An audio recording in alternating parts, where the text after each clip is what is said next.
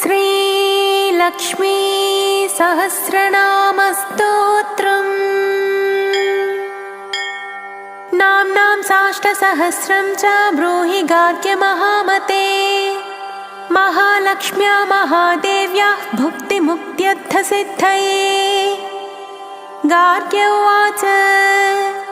सनत्कुमारमासीनं द्वादशादित्यसन्निभम् अपृच्छन् योगिनो भक्त्या योगिनामर्थसिद्धये। सर्वलौकिककर्मभ्यो विमुक्तानां हिताय वै भुक्तिमुक्तिप्रदं जप्यमनुब्रूहि दयानिधे। सनत्कुमार भगवन् सर्वज्ञोऽसि विशेषतः आस्तिक्यसिद्धये नॄणां क्षिप्रधर्मार्थसाधनम्। खिद्यन्ति मानवाः सर्वे धनाभावेन केवलम् सिद्ध्यन्ति धनिनोऽन्यस्य नैव धर्मार्थकामनाः। दारिद्र्यध्वंसिनी नाम केन विद्या प्रकीर्तिता केन वा ब्रह्मविद्यापि केन मृत्युविनाशिनी। सर्वासां सारभूतैका विद्यानां केन कीर्तिता प्रत्यक्षसिद्धिदा ब्रह्मन् तामाचक्ष्वदयानिधे। सनत्कुमार उवाच साधु पृष्टं महाभागा सर्वलोकहितैषिणः महतामेष धर्मश्च नान्येषामिति मे मतिः। ब्रह्म विष्णु महादेव महेन्द्रादिमहात्मभिः सम्प्रोक्तं कथयाम्यद्य लक्ष्मी नाम सहस्रकम्। यस्योच्चारणमात्रेण दारिद्र्यान्मुच्यते नरः किं पुनस्तच्च पाचापि सर्वेष्टार्थानवाप्नुयात्। अस्य श्रीलक्ष्मी दिव्यसहस्रनामस्तोत्रमहामन्त्रस्य आनन्दकर्तमचिक्लीतेन्दिरासुतादयो महात्मनो महर्षयः अनुष्टुप्छन्दः। विष्णुमायाशक्तिः महालक्ष्मीः परा देवता श्रीमहालक्ष्मी प्रसादद्वारा सर्वेष्टार्थसिद्ध्यर्थे जपे विनियोगः। ध्यानम् पद्मनाभप्रियां देवीं पद्माक्षीं पद्मवासिनीं पद्मवक्त्रां पद्महस्तां वन्दे पद्मामहर्निशम्। पूर्णेन्दुवदनां दिव्यरत्नाभरणभूषितां वरदाभयहस्ताढ्यां ध्यायेच्चन्द्रसहोदरीम्। इच्छारूपां भगवतः सच्चिदानन्दरूपिणीं सर्वज्ञां सर्वजननीं विष्णुवक्षस्थलालयां। दयाळुमनिशं ध्यायेत् सुखसिद्धिस्वरूपिणी। स्तोत्रम् ॐ नित्यागतानन्तनित्यानन्दिनी जनरञ्जनी नित्यप्रकाशिनी चैव स्वप्रकाशस्वरूपिणी। महालक्ष्मीर्महाकाली महाकन्या सरस्वती भोगवैभवसंधात्री भक्तानुग्रहकारिणी। ईशावास्या महामाया महादेवी महेश्वरी हृल्लेखा परमाशक्तिर्मातृका बीजरूपिणी। नित्यानन्दा नित्यबोधानादिनी जनमोदिनी सत्यप्रत्ययनी चैव स्वप्रकाशात्मरूपिणी। त्रिपुरा भैरवी विद्या हंसा वागीश्वरी शिवा वाग्देवी च महारात्रिः कालरात्रिस्त्रिलोचना। भद्रकाली कराळी च महाकाली तिलोत्तमा। काली कराळवक्त्रान्ता कामाक्षी कामदा शुभा। चण्डिका चण्डरूपेशा चामुण्डा चक्रधारिणी। त्रैलोक्यजयिनी देवी त्रैलोक्यविजयोत्तमा। सिद्धलक्ष्मीः क्रियालक्ष्मीर्मोक्षलक्ष्मीः प्रसादिनी। उमा भगवती दुर्गा चान्द्री दाक्षायणी शिवा। प्रत्यङ्गिराधरा वेला लोकमाता हरिप्रिया पार्वती परमादेवी ब्रह्मविद्याप्रदायिनी अरूपा बहुरूपा च विरूपा विश्वरूपिणी पञ्चभूतात्मिका वाणी पञ्चभूतात्मिका परा काली मा पञ्चिका वाग्मी हविः प्रत्यधिदेवता देवमाता सुरेशाना देवगर्भाम्बिका धृतिः संख्या जातिः क्रियाशक्तिः प्रकृतिर्मोहिनी मही यज्ञविद्या महाविद्या गुह्यविद्या विभावरी ज्योतिष्मती महामाता सर्वमन्त्रफलप्रदा दारिद्र्यध्वंसिनी देवी हृदयग्रन्थिभेदिनी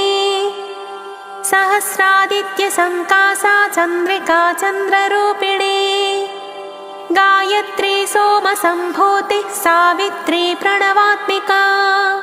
शाङ्करी वैष्णवी ब्राह्मी सर्वदेव नमस्कृता सेव्य दुर्गा कुबेराक्षी करवीरनिवासिनी जया च विजया चैव जयन्ती चापराजिता कुब्जिका कालिका शास्त्री वीणा पुस्तकधारिणी सर्वज्ञशक्तिः श्रीशक्तिर्ब्रह्म विष्णु शिवात्मिका इडा पिङ्गलिका मध्य मृणाली तन्तुरूपिणी यज्ञेशानी प्रथा दीक्षा दक्षिणा सर्वमोहिनी अष्टाङ्गयोगिनी देवी निर्बीजध्यानगोचरा सर्वतीर्थस्थिता शुद्धा सर्वपर्वतवासिनी वेदशास्त्रप्रभा देवी षडङ्गादिपदक्रमा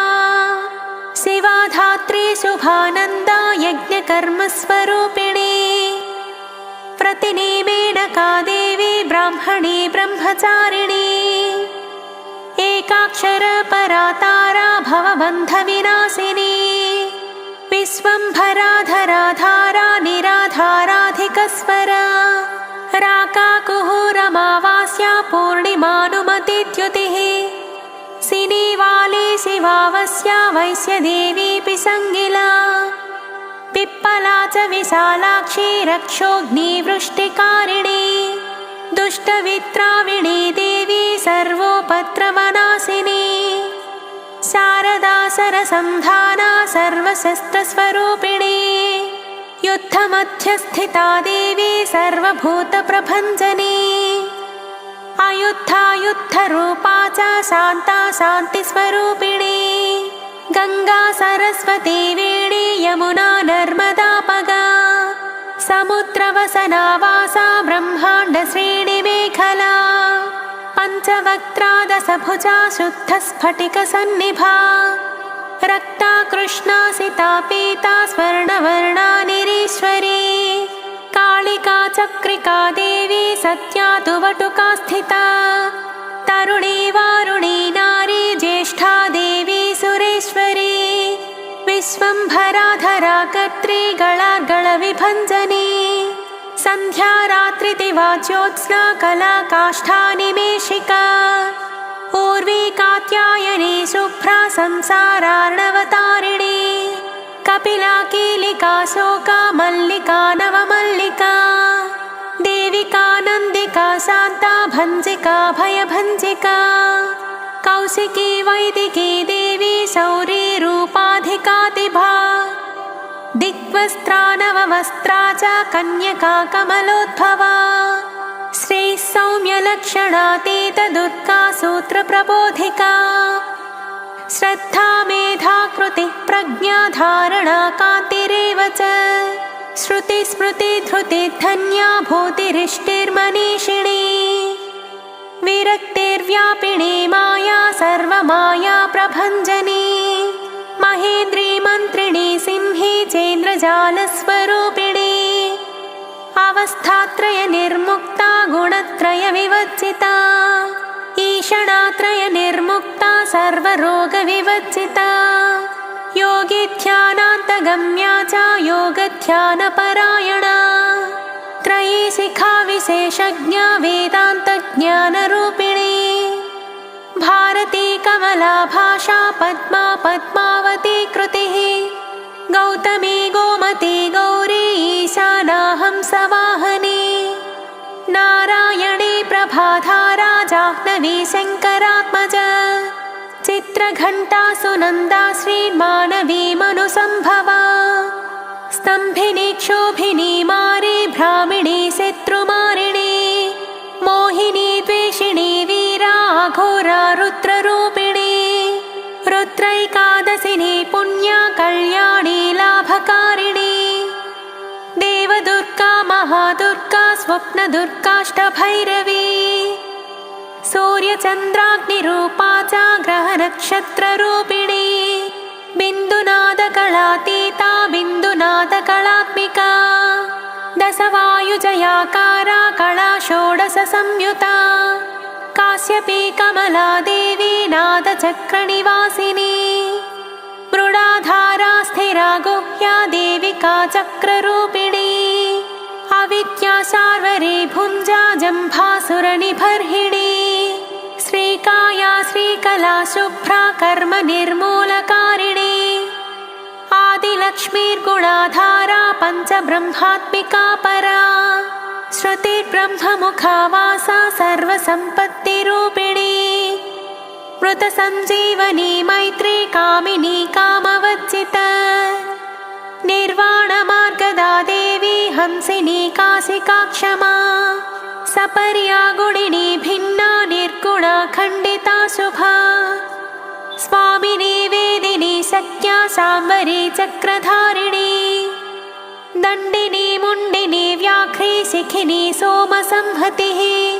चिन्तामणिश्चिदानन्दा पञ्चबाणप्रबोधिनी बाणश्रेणिः सहस्राक्षी सहस्रभुजपादुका सन्ध्यावलिस्त्रिसन्ध्याख्या ब्रह्माण्डमणिभूषणा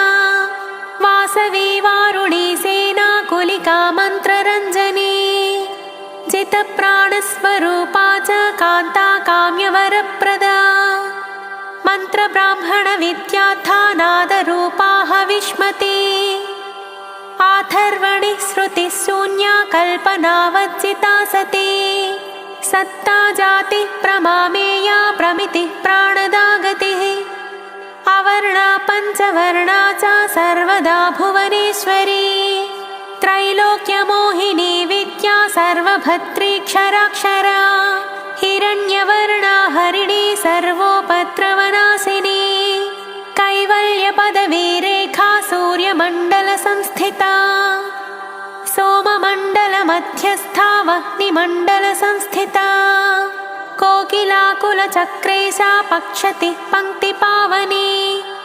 सर्वसिद्धान्तमार्गस्था षट्वर्णावरवज्जिता शररुद्रहराहन्त्री सर्वसंहारकारिणी पुरुषा पौरुषी तुष्टिः सर्वतन्त्रप्रसूतिका अर्धनारीश्वरी देवी सर्वविद्याप्रदायिनी भार्गवी याजुषी विद्या सर्वोपनिषदा स्थिता व्योमकेशाखिलप्राणा पञ्चकोशविलक्षणा पञ्चकोशात्मिका प्रत्यक् पञ्चब्रह्मात्मिका शिवा जगज्जराजनित्री च पञ्चकर्मप्रसूतिका वाग्देव्याभरणाकारा सर्वकाम्यस्थिता स्थितिः अष्टादशचतुष्षष्टिपीठिका विद्ययायुता कालिकाकर्षणश्यामा यक्षिणी किन्नरेश्वरी केतकी मल्लिका शोका वाराही धरणी ध्रुवा नारसिंही महोग्रास्या भक्तानामार्तिनाशिनी अन्तर्बला स्थिरा लक्ष्मी जरामरणनाशिनी श्रीरञ्जिता महाकाया सोमसूर्याग्निलोचना अदितिर्देवमाता च अष्टपुत्राष्टयोगिनी अष्टप्रकृतिरष्टाष्टा विभ्राजद्विकृताकृतिः दुर्भिक्षध्वंसिनी देवी सीता सत्या च रुक्मिणी ख्यातिजा भार्गवी देवी देवयोनिस्तपस्विनी शाकम्भरी महासोणा गरुडोपरि संस्थिता सिंहगा व्याघ्रगा देवी वायुगा च महाद्रिगा अकारादिक्षकारान्ता सर्वविद्याधिदेवता मन्त्रव्याख्याननिपुणा ज्योतिःशास्त्रैकलोचना इडा पिङ्गलिका मध्या सुषुम्ना ग्रन्थिभेदिनी कालचक्राश्रयोपेता कालचक्रस्वरूपिणी वैशारदी मतिश्रेष्ठा वरिष्ठा सर्वदीपिका वैनायकी वरारोहा श्रोणिवेला बहिर्वलिः जम्भिनी जृम्भिनी जृम्भकारिणी गणकारिका शरणी चक्रिकानन्ता सर्वव्याधिचिकित्सकी देवकी देवसंकासा वारिधिः करुणाकरा सर्वरी सर्वसम्पन्ना सर्वपापप्रभञ्जिनी एकमात्रा द्विमात्रा च त्रिमात्रा च तथा परा अर्थमात्रा परा सूक्ष्मा सूक्ष्मार्थार्थ परा परा एकवीरा विशेषाख्या षष्ठी देवी मनस्विनी नैष्कर्मा निष्कला लोका ज्ञानकर्माधिका गुणा सबन्ध्वानन्दसन्दोहा व्योमाकारनिरूपिता गद्यपद्यात्मिका वाणी सर्वालङ्कारसंयुता साधुबन्धपदन्यासा सर्वौको घटिकावलिः षट्कर्मा कर्कशाकारा सर्वकर्मविवर्जिता आदित्यवर्णा चापर्णा कामिनी वररूपिणी ब्रह्माणी ब्रह्मसन्ताना वेदवागीश्वरी शिवा पुराणन्यायमीमांसा धर्मशास्त्रागमश्रुता सत्यो वेदवती सर्वा हंसी विद्याधिदेवता विश्वेश्वरी जगद्धात्री विश्वनिर्माणकारिणी वैदिकी वेदरूपा च कालिका कालरूपिणी नारायणी महादेवी सर्वतत्त्वप्रवर्तिनी हिरण्यवर्णरूपा च हिरण्यपदसम्भवा कैवल्यपदवी पुण्या कैवल्यज्ञानलक्षिता ब्रह्मसम्पत्तिरूपा च ब्रह्मसम्पत्तिकारिणी वारुणी वारुणाराध्या सर्वकर्मप्रवर्तिनी एकाक्षरपरायुक्ता सर्वदारिद्र्यभञ्जिनी पाशाङ्कुशान्विता देव्या वीणा व्याख्याक्षसूत्रभृत्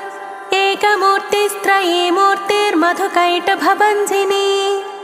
साङ्ख्या साङ्ख्यवती ज्वाला ज्वलन्ती कामरूपिणी जाग्रन्ती सर्वसम्पत्तिः सुषुप्ता स्वेष्टदायिनी कपालिनी महादंष्ट्रा भ्रुकुटी कुटिलानना सर्वावासा सुवासा च बृहत्यष्टिश्च सक्परी छन्दो गणप्रतिष्ठा च कल्माशी करुणात्मिका चक्षुष्मती महाघोषा खड्गचर्माधरासनिः शिल्पवैचित्र्यविद्योता सर्वतो भद्रवासिनी अचिन्त्यलक्षणाकारा सूत्रभाष्यनिबन्धना सर्ववेदार्थसम्पत्तिः सर्वशास्त्रार्थमातृका अकारादिक्षकारान्त सर्ववर्णकृतस्थला सर्वलक्ष्मीः सदानन्दा सारविद्या सदाशिवा सर्वज्ञा सर्वशक्तिश्च खेचरी रूपगोचरिता अणिमादिगुणोपेता पराकाष्ठा परागतिः हंसयुक्तविमानस्था हंसारूढा शशिप्रभा भवानी वासनाशक्तिराकृतिस्थाखिलाखिला तन्त्रहेतुर्विचित्राङ्गी व्योमगङ्गाविनोदिनी वर्षा च वार्षिका चैव ऋग्यजुस्सामरूपिणी महानदी नदी पुण्या गण्यपुण्यगुणक्रिया समाधिगतलभ्याथा श्रोतव्या स्वप्रिया घृणा नामाक्षरपरा देवी उपसर्गनखाञ्चिता निपातोरुत्वयी जङ्घा मातृका मन्त्ररूपिणी आसीना च शयाना च तिष्ठन्ती धावनाधिका लक्ष्यलक्षणयोगाढ्या तातृप्य गणनाकृतिः सैकरूपा नैकरूपा सेन्दुरूपा तदाकृतिः समासतद्धिताकारा विभक्तिवचनात्मिका स्वाहाकारा स्वधाकारा श्रीपत्यर्थाङ्गनन्दिनी गम्भीरा गहना गुह्या योनिलिङ्गार्थधारिणी शेषवासुकि संसेव्या चपलावरवर्णिनी कारुण्याकार सम्पत्तिः कीलकृन्मन्त्रकीलका शक्तिबीजात्मिका सर्वमन्त्रेष्टाक्षयकामना आग्नेयी पार्थिवा आप्या वायव्या व्योमकेतना सत्यज्ञानात्मिकानन्दा ब्राह्मी ब्रह्म सनातनी अविद्या वासना माया प्रकृतिः सर्वमोहिनी शक्तिर्धारणशक्तिश्च चिदचित्शक्तियोगिनी वक्त्रारुणा महामाया मरीचिर्मदमर्दिनी विराट् स्वाहा स्वधा शुद्धा निरुपास्तिः सुभक्तिका निरूपिता द्वयी विद्या नित्या नित्यस्वरूपिणी वैराजमार्गसंचारा सर्वसप्तथदर्शिनी जालन्धरी मृडानी च भवानी भवभञ्जनी त्रैकालिकज्ञानतन्तुस्त्रिकालज्ञानदायिनी नादातीता स्मृतिः प्रज्ञा धात्री रूपा त्रिपुष्करा पराजिता विधानज्ञा विशेषितगुणात्मिका हिरण्यकेशिनी हेम ब्रह्मसूत्रविचक्षणा असंख्येय परार्थान्ता स्वरव्यञ्जनवैखरी मधुजिह्वा मधुमती मधुमासोदया मधुः माधवी च महाभागा मेघगम्भीरनिस्वना ब्रह्मविष्णु महेशादिज्ञातव्यार्थविशेषग नाभौ वह्निशिखाकारा ललाटे चन्द्रसन्निभा भ्रूमध्ये भास्कराकारा सर्वताराकृतिः हृदि कृत्तिकादिभरण्यन्तनक्षत्रेष्टत्सितोदया ग्रहविद्यात्मिका ज्योतिर्ज्योतिर्विन्मतिजीविका ब्रह्माण्डगर्भिणी बाला सप्तावरणदेवता वैराजोत्तमसाम्राज्या कुमारकुशलोदया बगला भ्रमराम्बा च शिवदूती शिवात्मिका मेरुविन्ध्यादिसंस्थाना काश्मीरपुरवासिनी योगनिद्रा महानिद्रा विनिद्रा राक्षसाश्रिता सुवर्णदा महागंगा पंचाख्या पंचसंहतिः सुप्रजाता सुवीरा च सुपोषा सुपतिः शिवा सुगृहा रक्तबीजान्ता हतकन्दर्पजीविका समुद्रव्योममध्यस्था समबिन्दुसमाश्रया सौभाग्यरसजीवातु सारा सारविवेकदृक् त्रिवल्यादिसुपुष्टाङ्गा भारती भरताश्रिता नादब्रह्ममयी विद्या ज्ञानब्रह्ममयी परा ब्रह्मनाडी निरुक्तिश्च ब्रह्मकैवल्यसाधनम् कालिकेयमहोदारवीर्यविक्रमरूपिणी बडबाग्निशिखावक्त्रा महाकबलदर्पणा महाभूता महादर्पा महासारा महाक्रतुः पञ्चभूतमहाग्रासा पञ्चभूताधिदेवता सर्वप्रमाणा सम्पत्तिः सर्वरोगप्रतिक्रिया ब्रह्माण्डान्तर्बहिर्व्याप्ता विष्णुवक्षो विभूषिणी शाङ्करी विधिवक्त्रस्था प्रवरावरहेतुकी हेममाला शिखामाला त्रिशिखा पञ्चलोचना सर्वागमसदाचारमर्यादायातु भञ्जनी पुण्यश्लोकप्रबन्धाढ्या सर्वान्तर्यामिरूपिणी सावगानसमाराध्या श्रोत्रकर्णरसायनम् जीवलोकैकजीवातुर्भद्रोदारविलोकना तटित्कोटिलसत्कान्तिस्तरुणी हरिसुन्दरी मीननेत्रा च सेन्द्राक्षी विशालाक्षी सुमङ्गला सर्वमङ्गलसम्पन्ना साक्षान्मङ्गलदेवता देहहृद्दीपिका दीप्ति जिह्मपापप्रणाशिनी अर्थचन्द्रोल्लसद्धंष्ट्रा यज्ञवाटी विलासिनी महादुर्गा महोत्साहा महादेवबलोदया डाकिनीट्या शाकिनीट्या साकिनीट्या समस्तजुट् निरङ्कुशा नाकिवन्द्या षडाधाराधिदेवता भुवनज्ञानिनि श्रेणी भुवनाकारवल्लरी शाश्वती शाश्वताकारा लोकानुग्रहकारिणी सारसी मानसी हंसी हंसलोकप्रदायिनी चिन्मुद्रालङ्कृतकरा कोटिसूर्यसमप्रभा सुखप्राणिशिरोरेखा सददृष्टप्रदायिनी सर्वसाङ्कर्यदोषग्निग्रहोपद्रवनाशिनी क्षुद्रजन्तुभयग्नि च विषरोगादिभञ्जनी सदा शान्ता सदा शुद्धा गृहच्चित्रनिवारिणी कलिदोषप्रशमनी कोलाहलपुरस्थिता गौरी लाक्षणिकी मुख्या जगन्याकृतिवर्जिता माया विद्या मूलभूता वासवी विष्णुचेतना वादिनी वसुरूपा च वसुरत्नपरिच्छदा छान्दसी चन्द्रहृदया मन्त्रस्वच्छन्दभैरवी वनमाला वैजयन्ती पञ्चदिव्यायुधात्मिका पीताम्बरमयी चञ्चत्कौस्तुभा हरिकामिनी नित्या तथ्या रमा रामा रमणी मृत्युभञ्जनी ज्येष्ठा काष्ठा धनिष्ठान्ता सराङ्गी निर्गुणप्रिया मैत्रेया मित्रविन्दा च शेषशेषकलाशया वाराणसी वासरताचार्या वत्तजनस्तुता जगदुत्पत्तिसंस्थान संहारत्रयकारणम् त्वमम्ब विष्णु सर्वस्वं नमस्तेऽस्तु महेश्वरी नमस्ते सर्वलोकानां जनन्यै पुण्यमूर्तये सिद्धलक्ष्मीर्महाकाळि महालक्ष्मी नमोऽस्तुते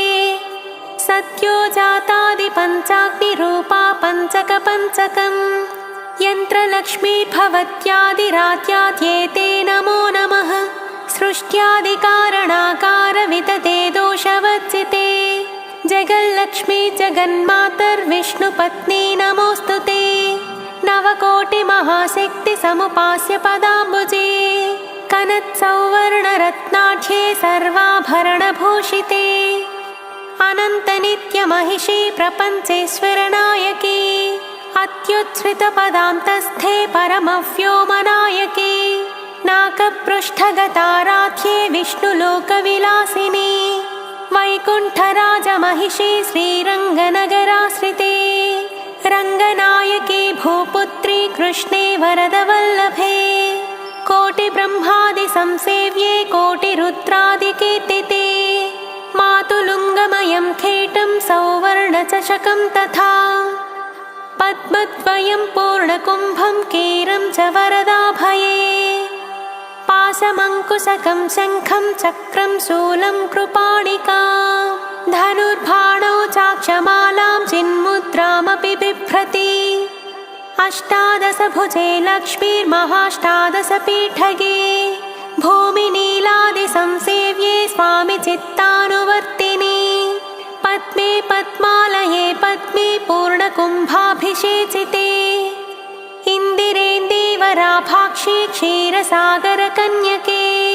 भार्गवी त्वं स्वतन्त्रेच्छा वशीकृतजगत्पतिः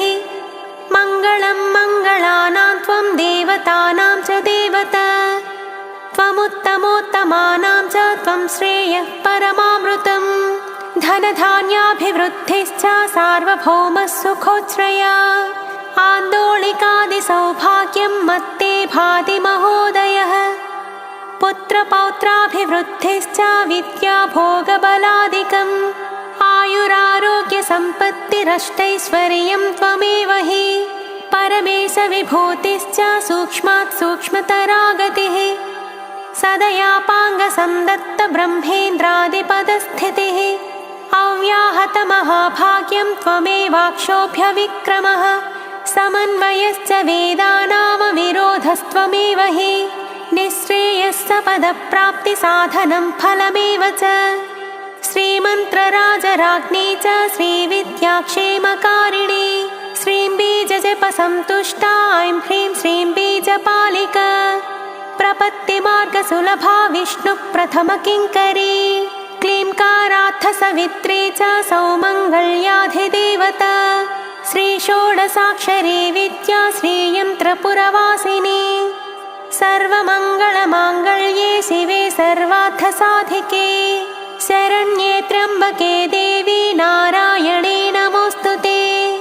सर्वमङ्गलमाङ्गल्ये शिवे सर्वार्थसाधिके शरण्ये त्र्यम्बके देवी नारायणे नमोऽस्तुते। सर्वमङ्गलमाङ्गल्ये शिवे सर्वार्थसाधिके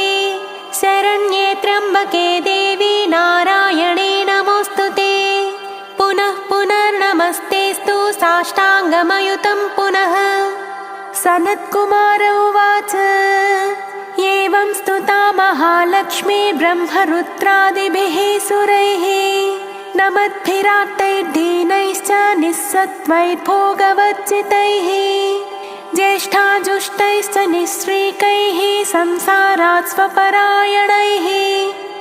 विष्णुपत्नी ददौ तेषां दर्शनं दृष्टितर्पणम् शरत्पूर्णेन्दुकोट्याभधवलापाङ्गवीक्षणैः सर्वान् सत्त्वसमाविष्टांश्चक्रे हृष्टावरं ददौ। महालक्ष्मीरुवाच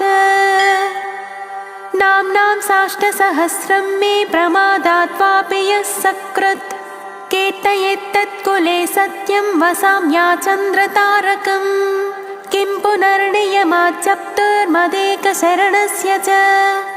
मातृवत्सानुकम्पाहं पोषके स्यामहर्निशम्